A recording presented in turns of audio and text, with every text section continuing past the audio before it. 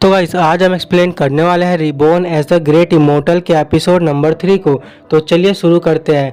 इस एपिसोड की शुरुआत में ली जायोफेन उस मिस चू को कह रहा होता है कि इस दुनिया में काफ़ी सारी ऐसी चीज़ें हैं जो एग्जिस्ट करती है जो तुम जैसे नॉर्मल पीपल कभी समझ नहीं पाओगे। और मिस चू अपने मन में सोच रही होती है आखिर मास्टर ली ने ये सारी चीज़ें कैसे नोटिस कर ली, मेरे को तो अब कुछ भी पता नहीं चला। और फिर गाइस उनकी कार जाके इम्पीरियल क्लब के पास जाके रुक जाती है और मिस चू कह रही होती है मास्टर ली आप पहले जाइए, मैं कार पार्क करके आती हूँ। और फिर जैसे ही जायोफेन उस इम्पीरियल क्लब के अंदर एंट्री करता है उसे गार्ड रोकते हुए कहता है हे बच्चे आखिर तुम यहाँ क्या कर रहे हो। फिर जायोफेन कह रहा होता है मैं यहाँ पे एक रूम लेने आया हूँ। और फिर वो गार्ड कह रहा होता है क्या तुम्हारे जैसा गरीब बच्चा रूम लेने आए, क्या तुम्हारे पास कोई मेंबरशिप कार्ड है। फिर जायोफेन कह रहा होता है कि मैं यहाँ पे अपने दोस्त के साथ आया हूँ। और फिर वो मैनेजर कहता है देखो बच्चा अगर तुम्हारे पास मेंबरशिप कार्ड है तो ही तुम इस जगह पे आ सकते हो, नहीं तो फिर तुम नहीं आ सकते क्योंकि हम सिर्फ मेंबरशिप वाले कार्ड को ही सर्व करते हैं, इसीलिए तुम यहाँ से चले जाओ। फिर सीन शिफ्ट होता है, वहाँ पे मैनेजर आ रहा होता है और कह रहा होता है आखिर यहाँ पे चल क्या रहा है।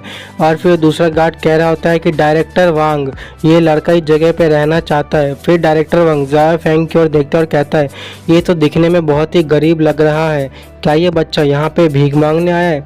और फिर जायोफेन कह रहा होता है कौन हो तुम, क्या तुम मुझे जानते हो। वहाँ पे डायरेक्टर वांग कह रहा होता है मैं जू जियाओ का बॉयफ्रेंड हूँ। फिर जायोफेन कह रहा होता है अच्छा क्या तुम ही उसके बॉयफ्रेंड हो जिसके बारे में वो बात कर रही थी, लेकिन तुम तो बस एक मैनेजर हो।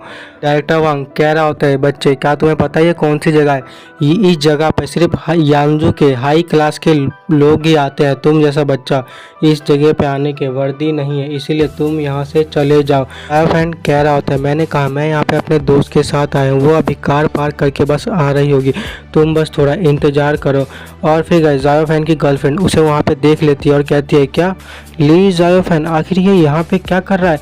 फिर डायरेक्टर वांग जायोफेन की गर्लफ्रेंड के पास जाता है और उसे कहता है क्या तुमने सुना तुम्हारा बॉयफ्रेंड इस जगह पे रहना चाहता है और ये भी कह रहा है कि वो यहाँ पे किसी अमीर बंदे के साथ आया है।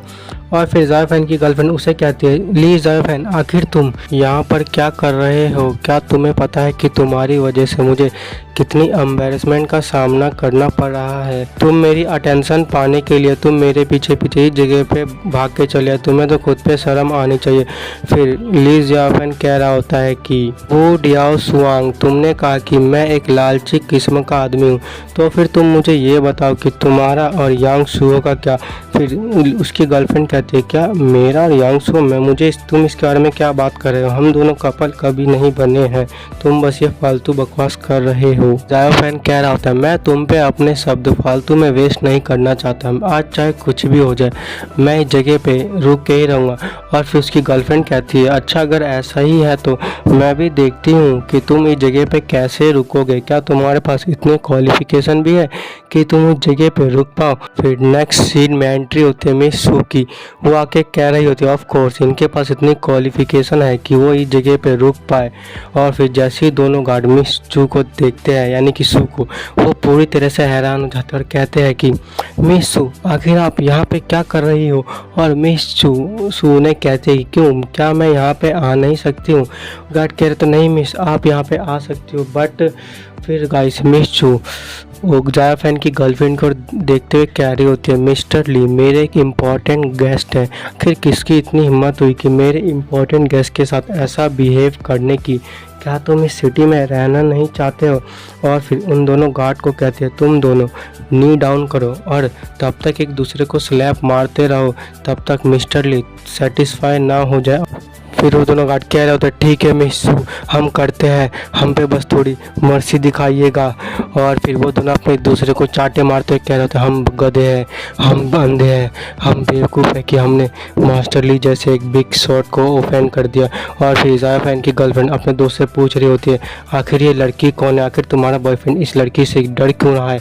और फिर उसकी दोस्त कहती है ये इस सिटी की मिस सू है जो एक बिग फैमिली से आती है, पिछले साल इनके एक गेस्ट को किसी ने टच कर दिया था और इन्होंने उस आदमी के हाथ पैर तोड़ के उसको पूरी तरह से क्रिपल बना दिया। और फिर जायफ फैन की गर्लफ्रेंड अपने मन में सोच रही होती है कि ली जायफ फैन, मुझे तो विश्वास ही नहीं हो रहा कि तुम इस लड़की के लवर बन चुके हो, तुम कितने सेमलेस पर्सन हो। और फिर वो जायफ फैन को कहते हो मास्टर ली आप चलिए मेरे साथ। और फिर वो दोनों वहाँ से चले जाते हैं लिफ्ट में बैठ के। और फिर जायफ फैन की गर्लफ्रेंड सो अपने मन में सोच रही होती है जायफ फैन तुम बस इंतज़ार करो, जब इस लड़की का तुमसे मन भर जाएगा और जब ये तुम्हें छोड़ देगी तब तुम कितना रोगे, मैं वो तुम्हारी शक्ल देखना चाहूँगी। और वो जैसे ही दोनों रूम में एंटर करते हैं वो लड़की हमारे जायफ फैन के कह रही होती है मास्टर मुझे आपका डिसाइपल बनना है, मैंने पैसे आपके अकाउंट में भेज दिए हैं, प्लीज़ इसको आप एक रिस्पेक्ट के रूप में इसे रख लीजिए। और फिर जायफ फैन कह रहा होता है कि तुम्हारी पोटेंशियल काफ़ी ज़्यादा ही वीक है तो इसलिए मैं तुम्हें अपना डिसाइपल तो नहीं बना सकता। फिर वो लड़की कह रही होती है कि मास्टर अगर आप मेरे को अपना डिसाइपल बना लेंगे तो फिर मैं आपके लिए कुछ भी करूँगी। फिर जायफ फैन कह रहा होता है कि तुम्हें ये सब कुछ करने की ज़रूरत नहीं है, मैं तुम्हें सिर्फ अपना आउटर डिसाइपल ही बनाऊँगा। वो लड़की कह रही होती है आपका शुक्रिया मास्टर मुझे अपना डिसाइपल बनाने के लिए।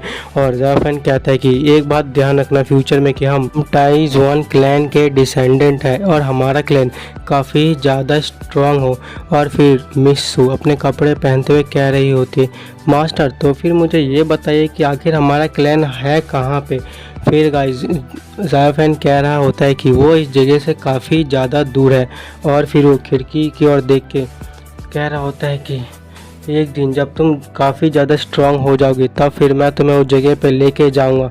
और फिर जायफ फैन काफ़ी ज़्यादा सैड हो जाता है। और फिर मिस सू कहती है मास्टर आखिर आप उस जगह के बारे में मेंशन करके इतने सैड क्यों हो गए। जायफ फैन कह रहा था ऐसा इसीलिए क्योंकि उस जगह पे कोई ऐसा है जिसे मैं काफ़ी ज़्यादा प्यार करता हूँ।